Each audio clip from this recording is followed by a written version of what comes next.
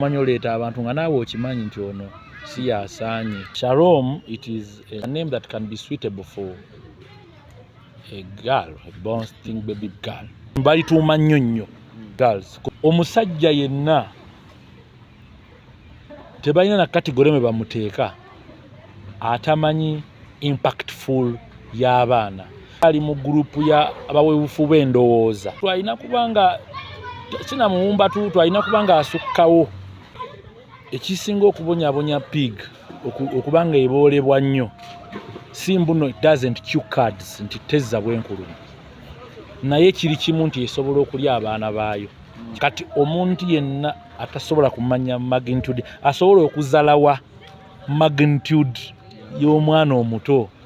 Oh my God.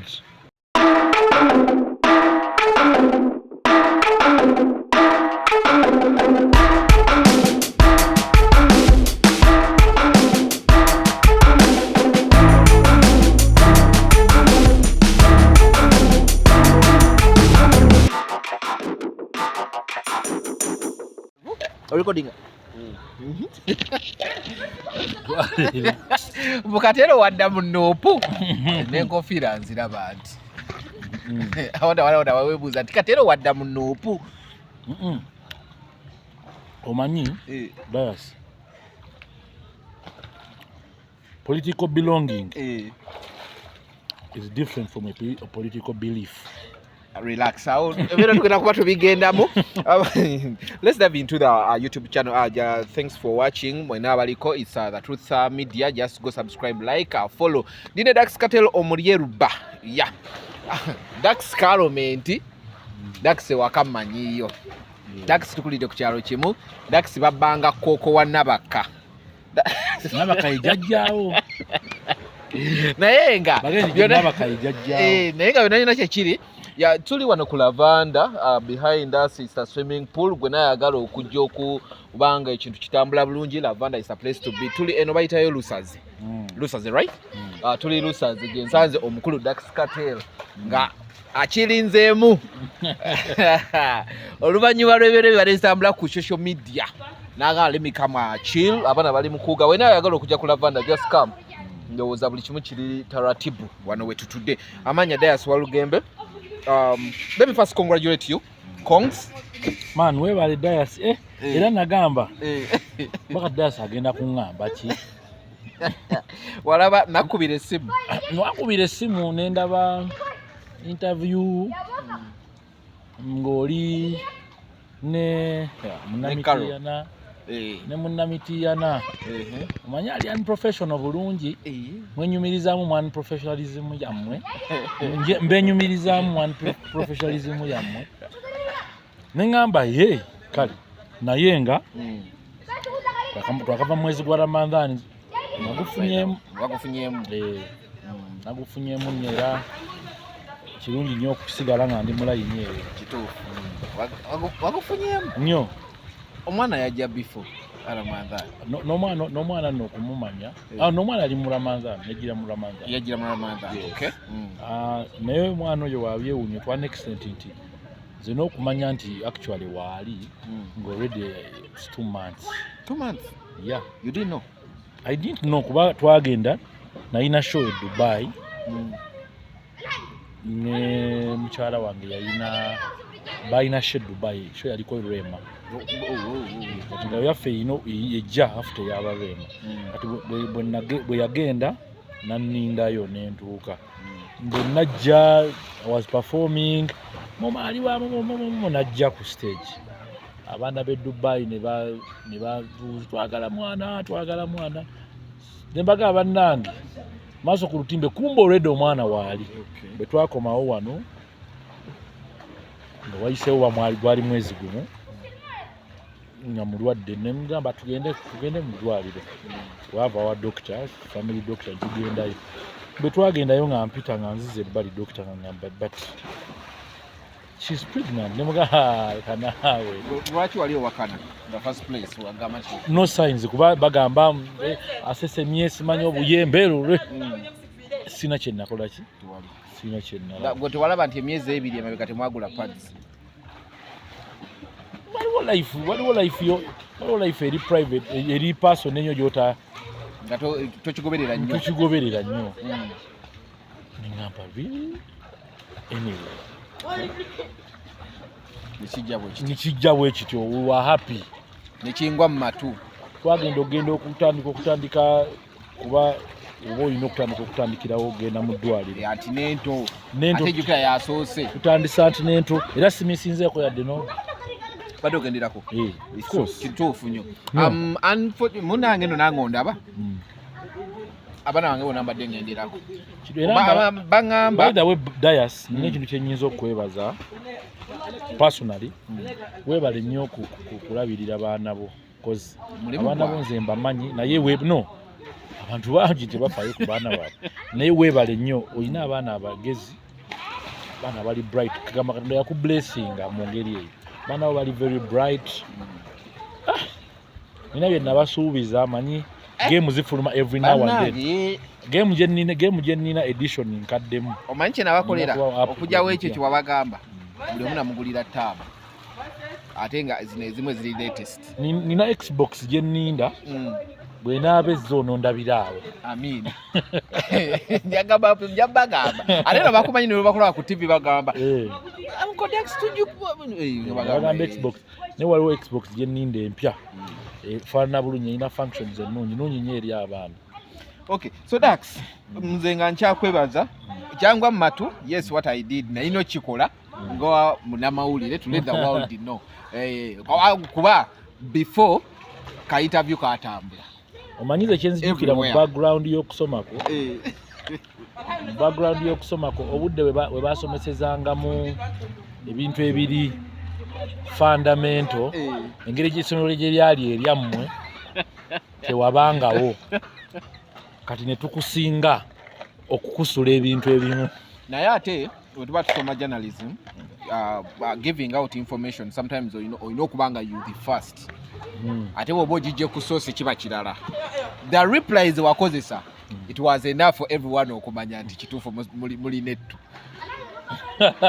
era olwateekayo bati buli muntu n'agamba nekatambula era kagenda ofuluma nti oli gundi buli omu n'agamba omusajja oyo ebintu byabamu ate n'ogamba balongo ati ningamba balongo fesikani twali tulabe yabalongo tugenda okulaba moja naye nga kyonna kyekimu kale ssebo kyonna kyekimu okay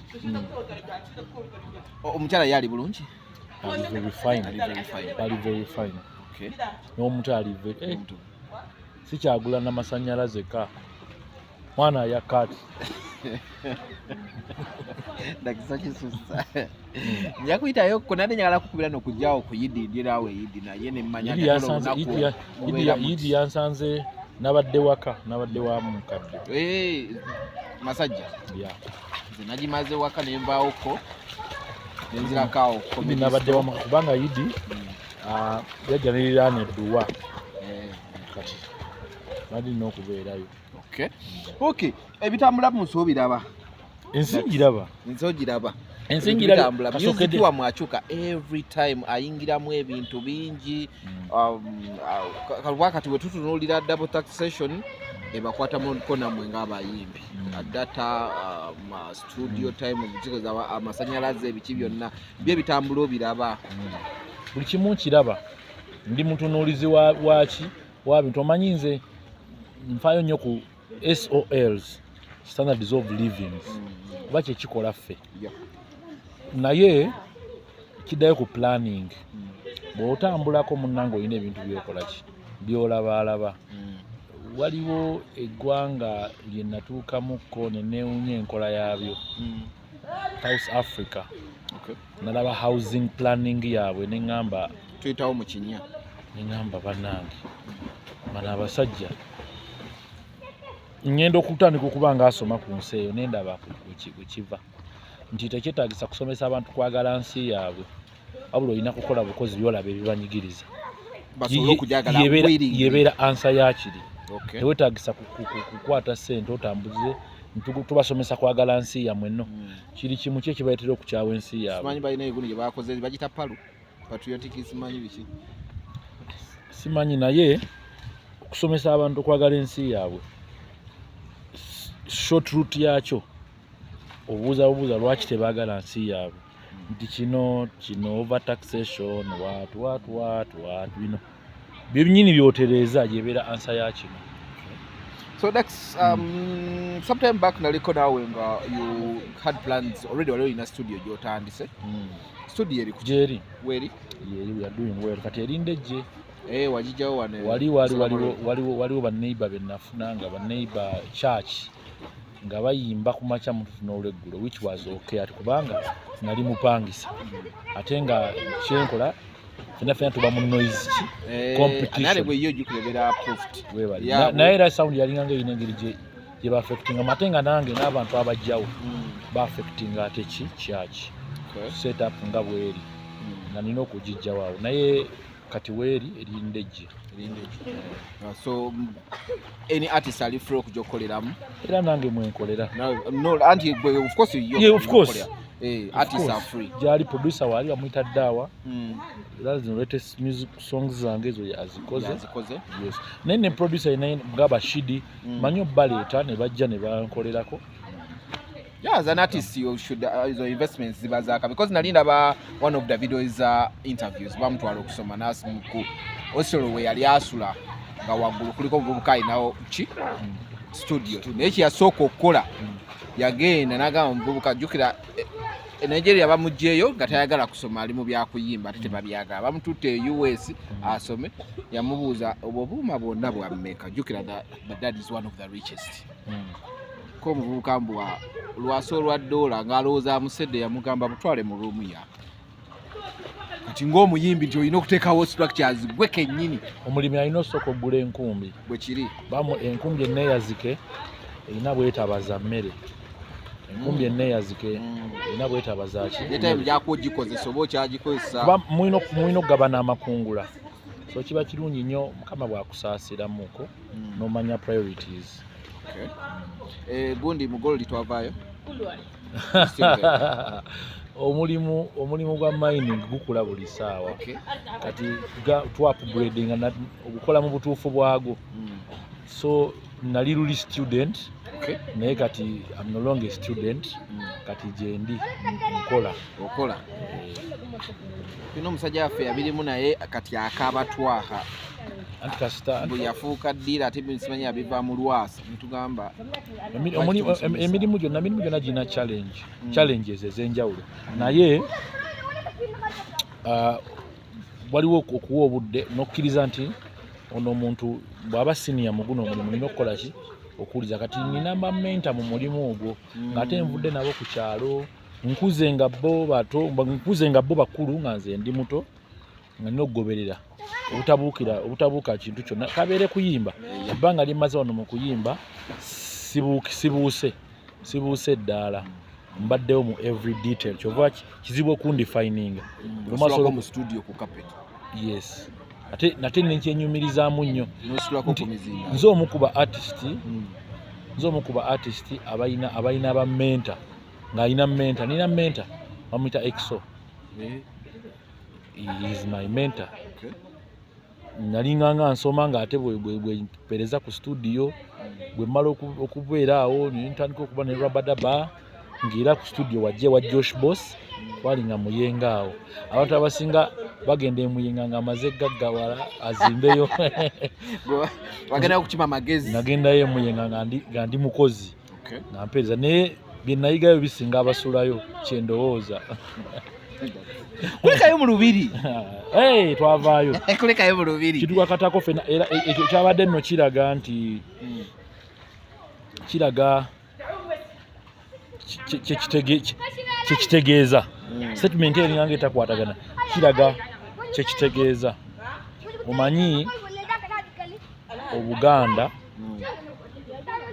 abantu abasinga tebakimanyi naye nfunye opportunity nti ndinaawo Dias abantu basobola okutegeera Obuganda kyeki abantu bamanyi Obuganda it's just a kingdom Obuganda wano wetuli ewali ensi Buganda ewali Buganda bayitangawo muwawa wano wetuli bayitangawo muwawa nga Buganda tekinnajja muwawa the whole region yali kuli yitibwa muwawa okay era kati wano muwawa kivumo mwana yakula muwawa kitegeeza kyetwala kubanga abantu abawangaalirawo balinga bayita abalasangeye manyi dayasa abantu tebasoma bo bayita abalasangeye engeye ogimanyi kati bo ekiyigibwa kyonna obazaabanga nkima baga nti abalasangeye kati muwawa eyo kabaka kintu tetumita Ssekabaka tumita kabaka kuba yabula bubuzi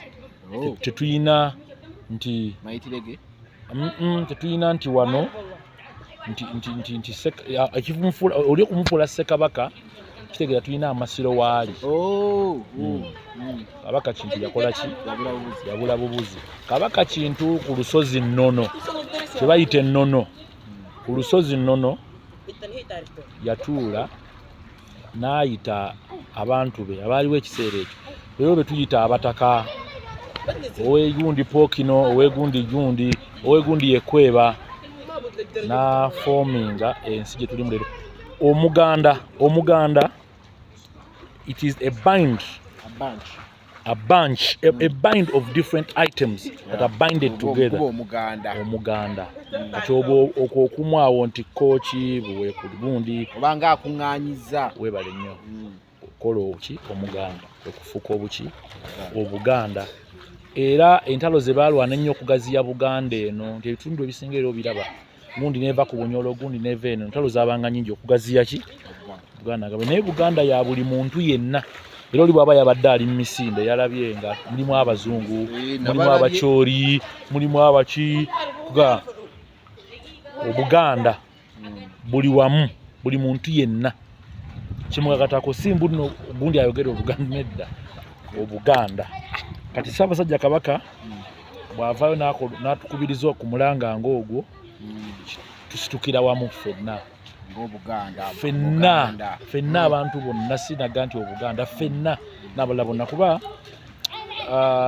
Ssekabaka Muteesa nga ali wano yawaŋŋangusibwa waaliwo olutalo mu Lubiri bw'olowooza mu Lubiri omwo abaafiiramu baali Baganda bokka yes kale ekyo kitegeeza era waliwo gwe nali ndabyeko ng'agamba nti Olubiri si lwa gundi Olubiri lwa buli muntu Olubiri lwaki Olubiri lwe lujja twabadde mu olujja lwa jjajjaawo luba lujjaalwo omuwewufu w'endowooza yasobola okugamba nti nno abaana ba mugandawo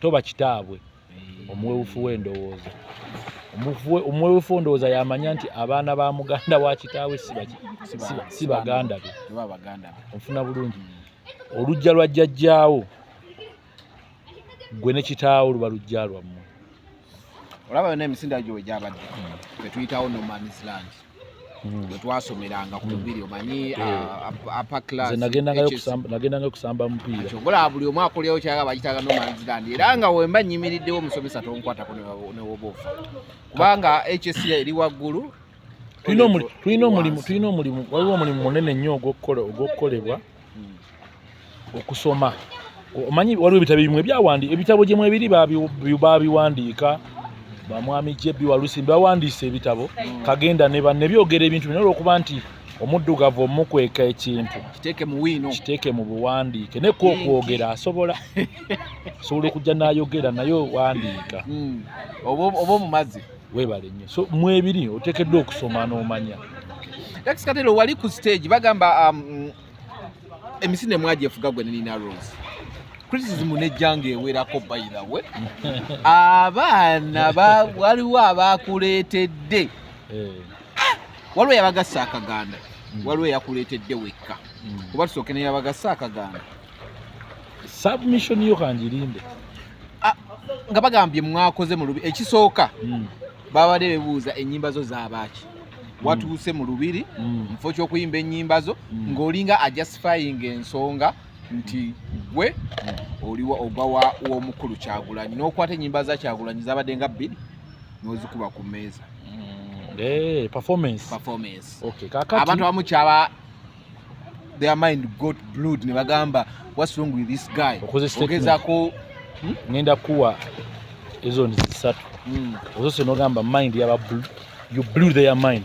Any performer kyabeera anoonya, any performer olina okublowing a mind, any entertainer olina kukola ki.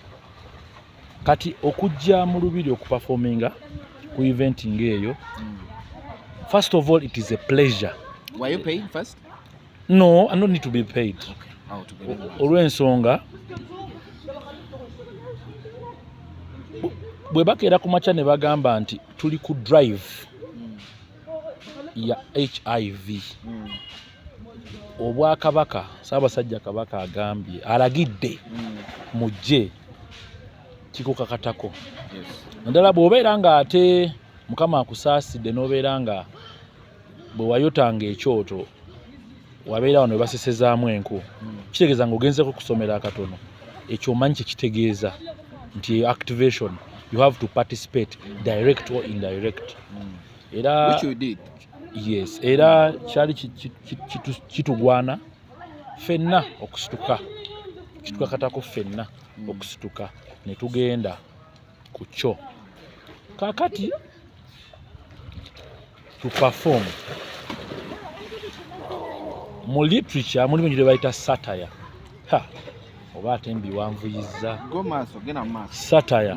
Creating a satire. Mu mawulire mulimu baga nti you need an ironic headline. Bana bafu omuntu ayimirira agula olupapula. Ironic headline. Kakati bwe tuba tuli mu lubiri Mengo natandise n'oluyimba lwe bayita mitwe. Elwani lwazaalibwa ku balumbe lulwo ne Kimenke ne Alien. Okay. Yes. Nemmala nenyimba ebiboozi bya boda lwani lulwo. Yes. Nemmala nenteekamu track ey'akadodi Namboozo eyange yange. Kituufu. Kakati is what they call a sinofo. You don't need to be more vinyl. A sinofo. Ekintu ekiri mu bantu bawulira akadodi ne bayimba. Then nenyimba oluyimba lwa Principal. Bawita nyimbira Kabaka wange. Kuba nabaddewa mu lubiri. Ewani. Ewa Kabaka Bende. Owani. Owaffe. Nga nyimbirani Kabaka wa. Ndowooza nabadde mu kifo ekituufu ewagwana oluyimba oluki. Oluyimba olutuufu. Talina olwo lwokka alina nnyingi. Ate nno gwe week before nalabako Principal ng'ayimba oluyimba lwa Basiima Ogenze. Teyalina lulwe. Era abantu bamubona nga butandise okwesiba ku munno. Nedda omanyi nakugamba nti waliwo kintu kye bayita olwana nayogerako ko wano ku interview emu negamba omusolo ogusinga okuba ogw'ebbeeyi baguyita ignorance tax.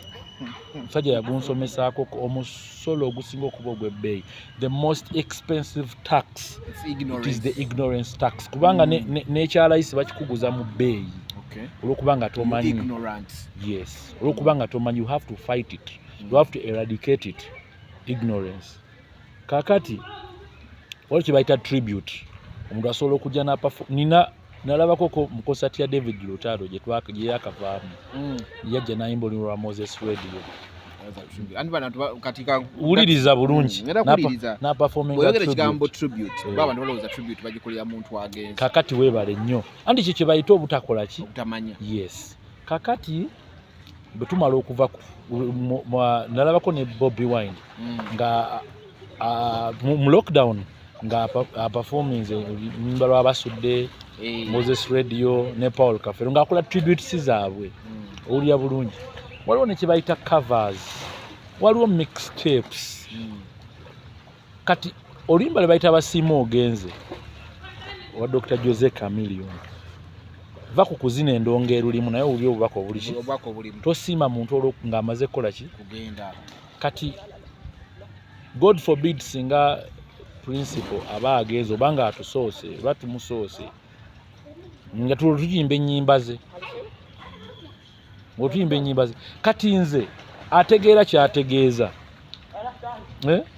kanziyimbe nga waali akimanye nti nno alina magnitude nnene etegeeza ku industry and even beyond the industry. Onfuna bulungi omanyi waliwo ekintu kye bayita enkanamu, Abaganda basobola okukitegeera. Eyo enkanamu oli bw'atula kaliba ne babala omweso ku nkanamu, etwala obwongo bwe ne kirowooza nti ono omwoloomi agenda omugamba byagenda omugamba byebyo, naye ng'enkanamu eba yabyesezza dda ng'emaze obbiraga olw'okuba nga aba tamanyi kusoma nkanamu, yaba alinda oli kyakoze eki kyagamba. Kati olumu repeated speech oli gy'abeera ayogedde, buli muntu agitwala mu perspective gy'alabamu.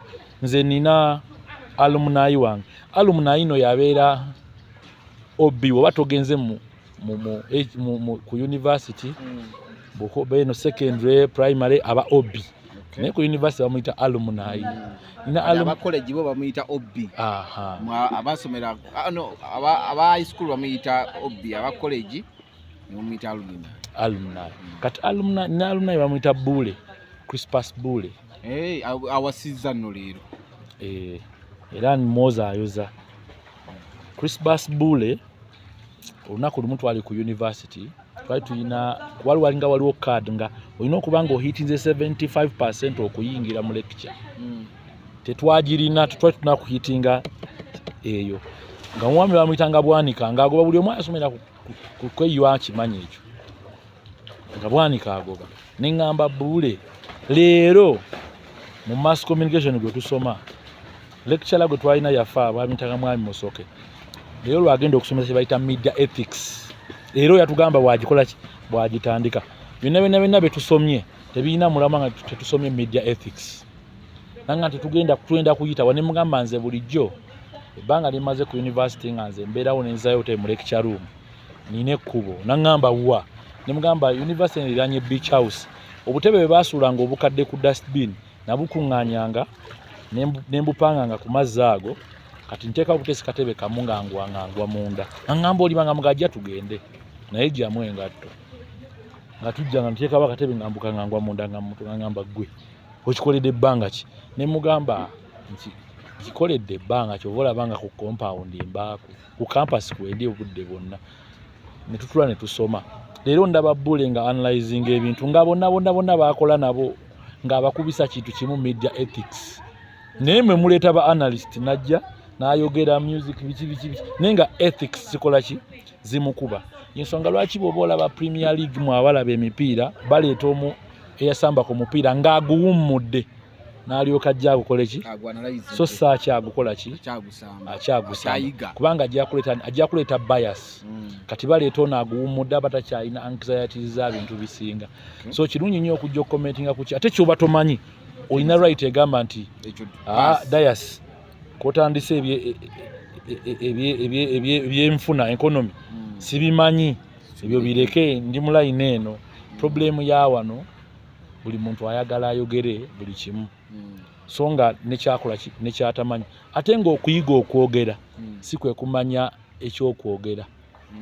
Kyanjawulo okuyiga okwogera, learning how to talk, it is totally different from knowing what to talk. So kati bonna badde bakulumba abamu bakayiga oba bibadde boogera tebabitegeera. Sirina muntu gwe ŋŋamba nti nno ono kuba bw'oba onoyiga mathematics olina kusobola kuyiga algebra. Bw'oba tumanyi algebra, there is no any way you will go to square roots. Era omusomesa bw'ajja okuteekawo n'awandiika algebra ne zikulema mu kirasi ya mathematics oba olina kuvaamu. Oba olina kuvaamu buvi. Kati ebiseera ebisinga wano dias by the way wennyini wooli waliwo omusajja yakatufaako bamuyita Isma Olaxes. Jjajja Ichuli yagamba mmwe ba blogger, mmwe ba YouTuber, mmwe abakola interviews mwenna muyina obuzibu bumu. Content abatuusiza we mutalina kukola ki. Naawe interviewing omuntu nga naawe okimanyi si yasaanye nga naawe okiraba si yagwanidde nga naawe n'emmemme ye ekiraba naye olw'okuba bambi oyagala content n'ogamba kumuleka naye kigenda kutta legacy yo mu long run. Amanyi mu short run kikola ne mu long run tewaliwo akayadde ng'olabira dda naawe ogende mu gundi mu fayiro yo ng'onogamba eno interview nali ziteekeddwa omanyi ebigambo ebikuvaamu byongera okuwa ekifaananyi kya gye wava w'oli ne gye bakusuubira. Kale bwe bibeera ebirungi bikwerulira ekkubo gy'onoogenda, bwe bibeera ebikyamu byongera okukwasa enzigotta gy'obeera ogenda kubanga bikuwewula oba okuzitoya. Waliwo omukyala omu yabadde ku interview nga she is very bitter about ekintu kyewakoze mu Lubiri nga alaga nga mmwe ababadde wadde weekubidde sayidi kyavuddeko n'agamba mbuno tuwetaaga nnyo tulaga emisinde gyabadde gya bonna naye nga gwogeza kutulaga nti oli waaki wanupu ate nga mwabaddemu abantu abalala mwabaddemu omukulu Mpuuga kati ne muleetawo ekintu abantu ne batandika okuyimba ani yali abi simanyi biki naye nga bonna abyatubiitinga kuggwe ekintu kyewakoze. Leka mbabuulireko ekintu kimu. Siri political analyst. Siri political analyst, I'm not. Nange ngezaako okulaba nembalaba nendaba mwami Tamala emirundi nendaba political analysts bemmanyi nembalaba you know baba giving opinions zaabwe mbeera muyizi era baba boogera olumu mba na pen n'olupapula abwe notinga nengenda nenotinga omanyi kinyimanyi okwogera ng'omuntu alina vivid evidences ngagamba kino kyenjogedde statement ngikwotinze mu kitabo kino ewagundi bw'ati kakati nagamba Honorable Mpuuga neŋŋamba Uncle Mpuuga nkutumiddeko. Yes. Naye nali nkulabeko ku TV ng'okola ku TV gwe Dias n'ogamba Dax Katero nkutumiddeko wali onvuma ngamba nti wali onvuma mmanyi nti sivuma nedda nali nkutumiddeko mu buntu ng'omuntu kubanga omumanyi in person. Yes.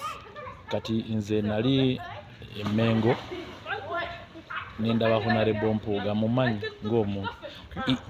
In fact mubamu ku ba technocrats abantu abagezi abayivu ab'ekitiibwa mwali era bamuyita ow'ekitiibwa bakimu onfuna bulungi kati bwenga kuba showed up yabaddewo ate nno teyaliwo naku olwo yaliwo before manna mulaba nga azze yakulembeddemu abakulembeze okuva mu bendobendo ly'abasabasajja ery'Ebuddu nga baguze kit webale nnyo ne mugamba nkutumiddeko ng'omwebaza mirimu ne mugamba nkutumiddeko kati omanyi ebiseera ebisinga nze nali nga sinasoma public speaking saamanyaako mbuno bw'obeera oyogera bw'omala okuweeta obubaka buli muntu asobola obufuna mu perspective zize. Nze nalowooza nti bw'oba omaze okuwa speech ebeera ewedde speech andi bw'omala ogiwa bwoti buli muntu atandika ogitematemana buli omu endowooza ye ne mugamba wabadde oyogera kino nekino kati mu kigambo kiwayogera Dax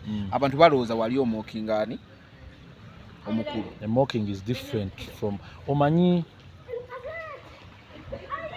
nze kyenyinza okusiga okwogera obbagamba waneeno nze nali waliwo wenatuuka neŋŋamba sigenda kusoma nzijukira stage eyo nenga sigenda kusoma nandi mu vaaki ya senior 4 ne maama wange ekigambo kye yaŋŋamba ojja kutuuka okwagala okuddayo kusoma naye okusoma kw'obukulu baba tebakusomesa kuyiga baba bakusomesa kukwata baba tebakusomesa kuyiga baba bakusomesa kukwata kimenya nnyo. So kati oli mulenzi muto wandibadde ow'essomero ki obudde era ngamba abazadde abaana faayo nnyo werekereze ebisinga abaana bo bakole ki kyekirabo omuzadde kyasobola okuwa abaana ate n'ekirala nammwe abasoma olaba nga obudde bw'essomero kale bunene naye obudde butono nnyo ku budde bwe tumala eno ebweru w'essomero obudde obwo bukozese bulungi okugenda ku ssomero si kuyita bibuuzo era sagala muzadde agamba ono teyayise sigenda mwongerayo kugenda ku ssomero si kuyita bibuuzo kugenda ku ssomero waliwo amagezi go waliwo engeri gy'olabamu ebintu kwaliwo nange lwentuuka neŋŋamba olumu nga tunyumya na mipiira gya maaniyo manyi ogikala ne bakyali bange abo batone abo bafik fashion zaabo bakala n'emipiira neŋŋamba ekitegeeza mba butagendako ku ssomero nange bwenti bwe nandibadde ndaba ebintu ng'agamba yotenihaga tiimu emulemye tiimu yaffe twagimukwasa naye tagisobola kati nga neebuuza ddala mbutuufu Fiki Fashions ne bano ba Arnold baaliyo nga Ten Hag bamuwa omulimu nga ye bw'atyo bwakola ki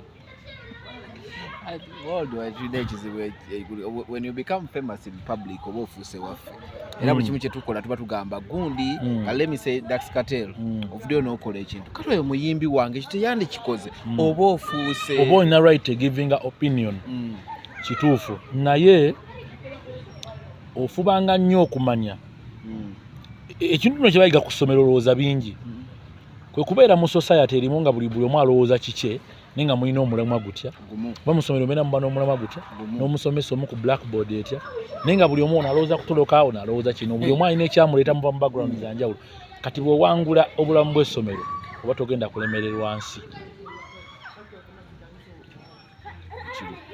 omanyi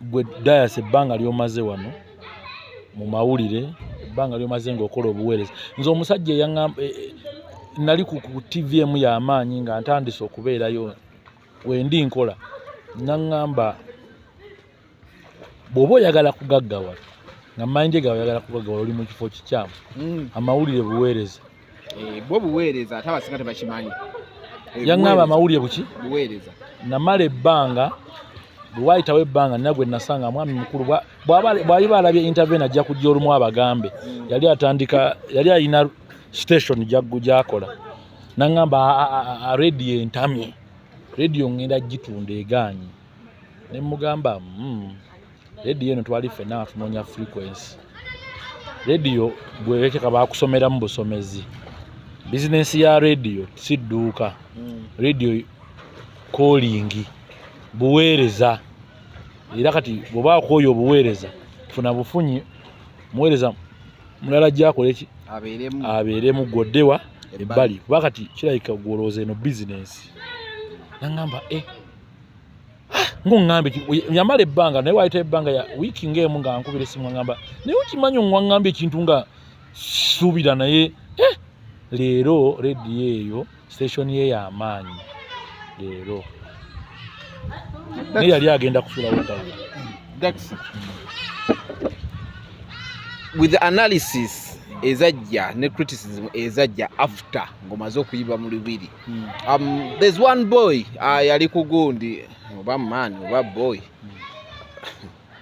whatever he is yali ku YouTube ya Kasuku he was totally unhappy with you Shalom yayogera ebigambo bingi actually yatuuka n'otulowooza nti olabika wali osasuddwa okuyimba naye n'ojja n'oyimba ate bitakwala n'abuuza ennyimba zo z'abaaki mubulire kuzunga na nywanto naye ate tukyatambula na nywanto omanyi first of all I respect Kasuku omanyi lwaki I respect Kasuku because he has been in this industry for some good aweereza amawulire ate ne background zavuddemu ez'amawulire zabaddemu nze sigira ddala kuba ntuufu z'amaanyi bulungi nnyo I respect ate sagudde bugwe mu mulimu is someone I look up to nekirala era awagira ne Man U so he's naye era nkuza ekintu kinakugambye oyo jajja ishuri yagamba wali oyino naawe kennyini Dias mumanyi oleeta abantu nga naawe okimanyi nti ono si yasaanye tateekeddwa yes kati mu mass media mulimu course unit bagita ethics media ethics nkiddamu etegeeza kino era simanyi lwaki bagisomesa towards the end yandibadde eri mu introduction kuba eri fundamental nnyo kakati ongambye ye mwami ani yagambye ye Shalom it is a name. Shalom means peace. It is a Jewish name. Jewish name that means peace. If it's a name that can be suitable for a girl, a born thing baby girl. Peace. Because Shalom means peace. Osekera bwerere. Nkugambe it is a Jewish name for salutation. Belongs to a guy. And Wogamba is a name suitable for a girl naye ate gwe ngambye musajja which is okay naye nze njagadde kubuuza wise badde simumanyi naye ongambye shalom it's nice, it means peace. It's a Jewish name for salutation. It means peace, but it's more sweet mbali tuuma nnyo more suitable for girls because it means peace. Olinayo peace gwomanyi nga musajja peace nedda amanya ga peace gonna nga bakuba kazi suitable basobola oddimutuuma but it's suitable for yes. Kakati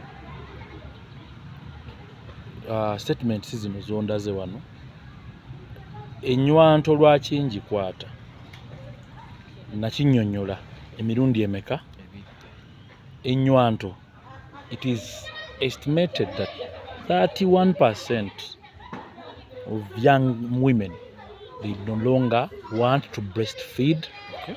Tebakyagala kuyonsa baki baana. Iyo campaign yali nyingi nnyo mu Ohio sazaliriwa US. Yes. Waliwo senator omu n'agamba nti ndowooza ennywanto eno bottle feeds zino ne dummies kitaaga tuzimalemu values.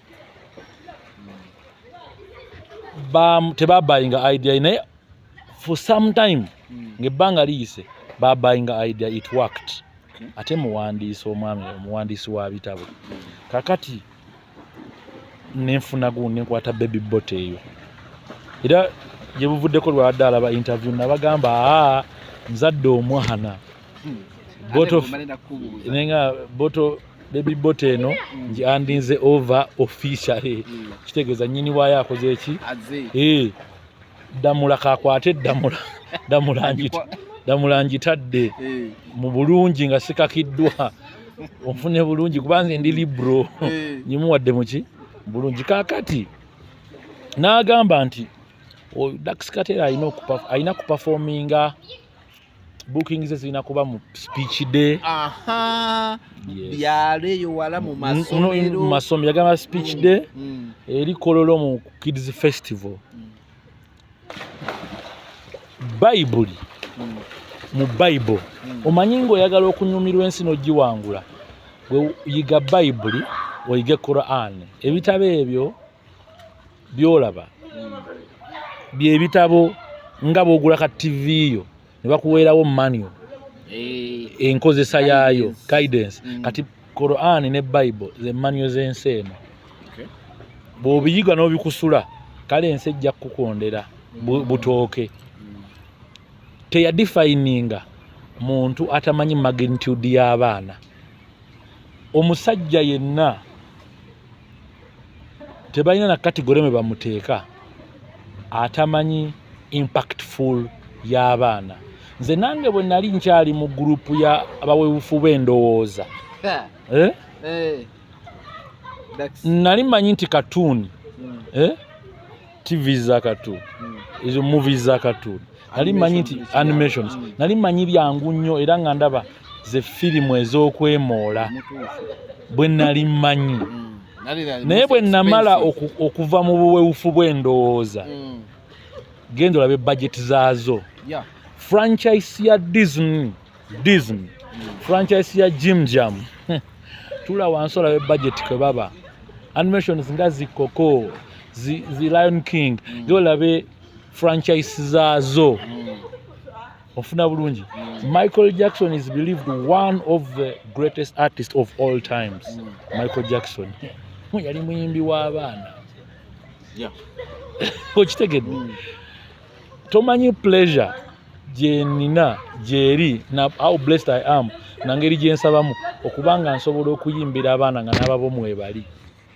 Ne Yesu yennyini kikyayogera ku baana yaga nti abato baleke bajje gyedi era yekka gwe yalera teyalera Simon Peter gwe yasooka okulaba omwana omuto. Oh my God. Era omanyi ebigambo ebirungi tebirina kuva mu muvubuka afaanana bulungi oba muvubuka munene. Ebigambo ebirungi birina okuva mu muntu oyo alina endowooza ennungi. Ate si Katonda bw'aba agaba bw'atyo bw'ali kyova bagamba oba agabanga mulalu. Munnange ebintu ebikulu abiwa abantu abatabigwanidde mu nfaanana. onfuna bulungi kati mu baganda bange ng'oyo njagala kubategeeza nti bw'obanga tonnaba kutandika kwogera olina okusookanga n'obaako w'osoma n'okola ki n'otegeera n'omanya abaana abato magnitude yaabwe gye balina mu community mu society wonna tegeraageranyizibwa era omuntu alina kubanga kinamuwumba tuutu alina kubanga asukkawo okubanga tamanyi ekyo kubanga ne mu bisolo ekisinga okubonyabonya pig okubanga eboolebwa nnyo si mbuno it doesn't chew cards nti tezza bwenkulumu naye kiri kimu nti esobola okulya abaana baayo kyekizibu kuba teri kisolo kirya mwana gwakyo naye yo bweba esobola okikola kyekijawula ku biki kyekigira bisoobo byennyo kati omuntu yenna atasobola kumanya magnitude asobola okuzalawa magnitude y'omwana omuto. Oh my God, oba tolina wa Musa. Nze kati kankubulireko tuwagira emipiira buli muntu alina reason lwaki awagira club gy'awagira. Man U eriyo oli awagira Man U kubanga ewangula, eriyo oli awagira Man U kubanga ekola bweti. Nze ensonga lwaki mpagira Man U ekyo kiveeko anti nkuwa ensonga lwaki. Ensonga lwaki mpuwa Man U, Manchester United yali bali bagita Newton Heath, yatandikibwa mu 1878 nga Newton Heath okutuuka okufuka Manchester United yali 1902 mmeka 2. Ekyagimpagiza mu ttiimu zonna ezitandise mu 1800 ye ttiimu estandinze financial crisis, financial grind zonna paka leero ng'eri mu ttiimu 5 ezisinga okuba engagga. Ettiimu ezisinga mu 1800 zaayavuwala, ezimu zaabiva nako, endala zaggalawo. Kati neewunya butya bwe bahandolinze business retail yaabwe eyo. Kati yeyo perspective gye mpagiriramu, siwagirira mu kuwangula. Okuwangula kuzze ne kubeerawo nako ne nkugattako mu ngeri bwetyo, naye oh my God ngenda beneath n'ensukka waawo. Kati bw'obanga odiscussinga ku muntu alaba ebintu bw'atyo olina okubanga naawe oli mu lyato eryo lyalabiramu ebintu n'otajja buzzi nga bwe yazze oluseerofwa. Oba olina okumanya n'ogamba awo nonna alabika ate kuze nkugambye abantu abakola analysis balina okuba ba Ferdinand nga bavudde ku ki tebaleeta asamba. Ate eyo si nsobi. Bw'oba boogera ku balefari bayita lefari yawummula, tebayita Ferdinand kwogera ku balefari. Kati olina okumanya oyogeranga ku ki. Waliwo abantu aboogera ku music ne ŋŋamba oyo nno ateekeddwa okwogera kuba music amukoze era amubaddemu era amumanyi. Oba oli awo akyamuyimba oba yamuvaamu, naye oli nga amwogera nga yali just amuwagira oba yali amwagala n'afeiringa muye. Olina okumanya okujja okwogera kuba gwe Dias abantu be muweereza bannayuganda eri abantu nga byemwogerako babimanyi nnyo n'okutusinga abalala nga babirimu. Ekyo nakinabwe nakigambako nga alina statements zakola nga abuzebuzo ne mugaana olaba. Kati kye bayita amaalo kyekyo okujja okujja mu kintu nga kyoyogera tomanyi buwanvu bwakyo. Amaalo si kyekino mbuno okubanga buli kintu kipya gy'oli. Amaalo galimu types. Mulimu amaalo ag'okujja nga kyoyogerako tokimanyi wabula just olaba kyekiriwo n'ojja buzi just kyekiriwo n'ojja. Ne mu business mulimu amaalo. Banno basuubudde ensenene olw'okuba olaba balese ebifulusi by'ensenene naawe n'odduka oleeta ensenene zijja kukusalirayo kuba tomanyi. You can make all statements. Kati ekintu ekintu ekisobola okusaminga bonna aboogedde kino ne kino nkuzaayo mu Bible. Dias omanyi Bible? Oba ogimanyi ku cover nga bwefaanana? Ngimanyi. Waliwo omusajja mubuulizi wa njiri wa ku Impact bamuyita Pastor Serwadde, omumanyi? Mundebe. Omumanyi? Omumanyi. Oh my God. we bamu ku basajja abagezi. Si random be basajja abagezi eggwanga berina nga tomunoonyezaamu n'olwokuba oli mulokole, olwokuba oli musiraamu, olwokuba oli bundi. Omanyize ndaba program za ddaawa ez'eddaawa n'omusajja n'ayogera statement nga ngeringa eriko n'enfuuyirize nga teyeetaaga kugiwulira ku lw'okuba toli musiraamu, nga teyeetaaga kugiwulira ku lw'okuba toli mulokole. Olina okumanya amagezi agali nga munnabyabufuzi n'agyogera n'ogamba what. Kati mu Bayibuli mulimu ekitabo kye bayita Omubuulizi, Ecclesiastes. Omubuulizi. Omubuulizi eyo bwenna akyogera oyinza obutakitegeera, naye gwe tolina era olumu bw'oba okyokiza omuntu omugamba leka essimu yo kuliko apps ki. Oyinza abantu 100 ojasanga omu nga yalina app eriko. Oba tolina kukola naye interview. Olina okuba ne app ya Bayibuli ne app ya Qur'ani. Kati nze kankulage ku kana akasimu kange akatono. Njagala gwe oba ogisoma kuba bwe nnagyogera bajja gamba ono mwana kirabika oba ye zombi ozirinako byonna mbirina. Kankuwe Bible otubulire no bagita Luganda Bible, Bible y'Oluganda n'ey'Oluzungu kweri, naye kankuwe yoki ey'Oluganda. Njagala osome kweke nnyini gwoba osoma Omubuulizi ono gye njagala osome, ojja kumanya nti tolina kukoowa olumu. Olina Bayibuli olina ne ku simu yo. Ebyo bye bitabo n'omuntu nga ne bw'aba agamba nti nno ye mugezi. Saagala kuzza mu dictionary yaayo essomo lya Bayibuli. Neyo Bayibuli ogiraba. Nina nnyingi ey'Oluzungu n'ey'Olulatini. Bayibuli yafulumira mu nnimi za njawulo. Omanyi okusoma. Yes, naye omanyi okusoma ekituufu kiri nti okusoma kwatandikira mu nsi gye bayita Greece. Ogimanyi Greece? Ngimanyi se. Ensi gye bayita Greece. Kati omubuulizi ali wano. Si eby'omu mirembe wuuno omubuulizi. Omubuulizi si yeyo. Ye omubuulizi. Kati gaba eky'omwenda kyekino. Tambuza wano eno nsomero Lunyiriri 17. Lugenda kuddamu interview zo ne banno bonna abaliyo bemmanyi ne besikola ki ne besimanyi. Yiyo omubuulizi. Kati soma omubuulizi eky'omwenda 17. Bisome. Ebigambo eby'abagezigezi ebyogerwa akasirise babiwulira okusinga okuleekaana kw'oyo afugira mu busirusiru. Ebigambo by'abagezigezi babiwuliriza mu kasirise okusinga ebyoya afugira mu busirusiru. Okuleekaana kw'oyo afugira mu busirusiru. Ebigambo ebyo sinze nabiwandiika. Tekuliko jjajja wange n'omu yabiwandiika. Byaki? Bya Bible. Omubuulizi. Era omusumba yenna ali eyo asobola okulambululira ebigambo ebyo kye bitegeeza, naye kiba kiddamu buli kimu. Bagiyita omubuulizi. Ecclesiastes.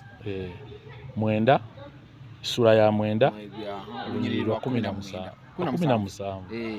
Sura ya 9 Lunyiriri lwa 17. So bonna obasaaminze app n'obateeka bagende bagyetanalizing eyo gundi Ecclesiastes ye mubuulizi sura ya 9 Lunyiriri lwa 17. They get the meaning. Beddemu bona bali mu kuba bw'obuulira abantu meaning y'omu agifuna mu ngeri eyiye. Kati wagyesomera asobola okikola ki? Teriyo okusomesa kusinga self learning. Okwesomesa kwe kukyasinze okuyiga. Kyova olaba nti amasomero agasinga okusomesa bwe musoma babawo obudde bwa revision mubale mubitegeerenga mmwe. Dax Cartel. Mbadde ne Dax Cartel omulyeruba. Nja kubanga kunoonyaako no sometime. Njagala kujjako eyo ku studio so that people can know studio where bulungi location na biki. Nja kukyalako kewaka kuba nti right now omwana engeri gye yakajja.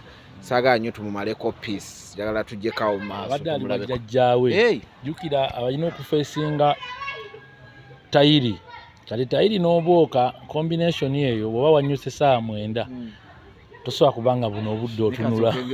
Omanyi wasookedde ku bwe kirina okuba abateeketeeke baba balina obba buli bwopapa ebiseera ebisinga buli bwopapa osobola okufuna kyotandikoze kyotandifunye naye bw'okkakkana Katonda aba alina kyakuteekedde ate ekirungi kati tumanyi ssanyu lye nnina.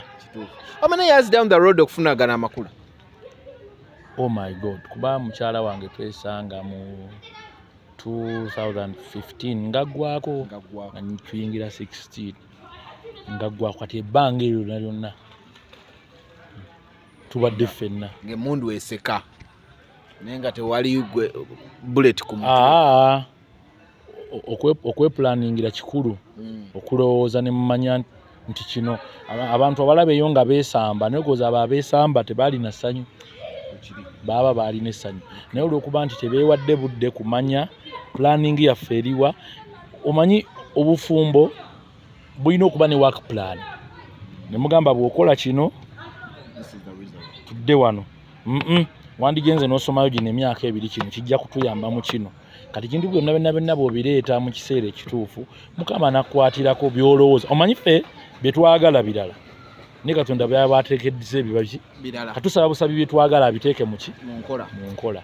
There is difference between a need and a want. Abaana b'essomero bwe baleeta endongo ku ssomero bo kye baba baagala naye okukasa kye baba beetaaga sawe si kye baba beetaaga naye desire yaabwe ebeera twagala yes kati ye want naye ng'ate olubaawo ye need okitegedde kati gwe omusomesa olina okwawula nti bano beetaaga ki baagala ki seera ebisinga abasomesa batuwa what we need not what we want.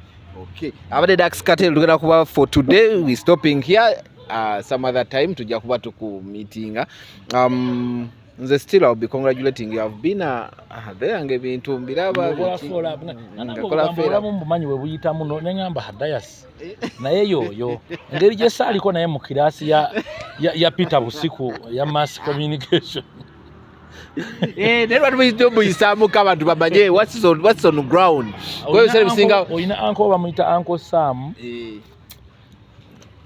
yapita ku ssomero lyammwe ne mu advisinga ne mugamba tolina calling ya ssomero Debali baleteyo alizeewo newe sijja musalira bwe yasalawo essomero ly'amaanyi ne mamme wange kwe yasomera mwena malira P7 mami wange abantu abayise mu mikono nitutandika okumenya abantu abayisaawo you'll be surprised okuba nti essomero saawa zino lifaanana bwetyo but that's ebizimbe birungi naye vibe we olw'ensonga lulino ebizimbe twabisomeramu nga tebiringa we biri naye ng'ate vibe amaanyi loni essomero lyali ddungi nnyo nalisomeramu kyova olaba nti lyampa omusingi gusinza na kudefininga wali ku mulembe gwa Kiwanuka tugwa waayi waayi Kiwanu nga mutikula eggaali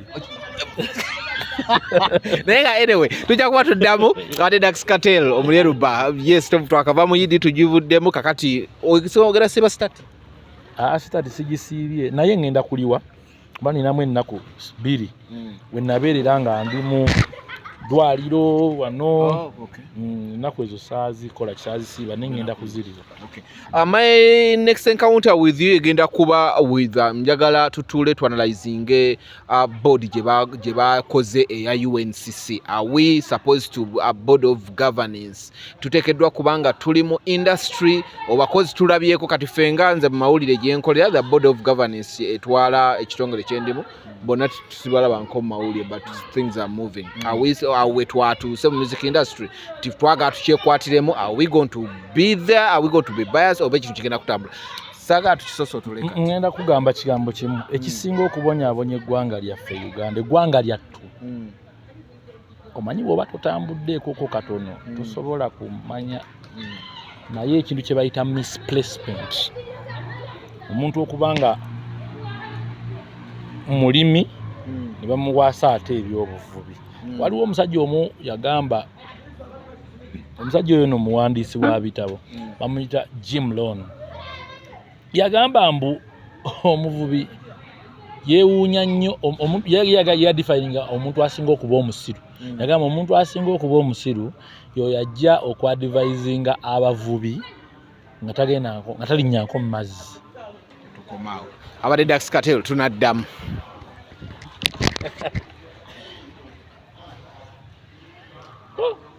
Internet kebugo. Kangende nje editing olwaleero kasumala kutuka ku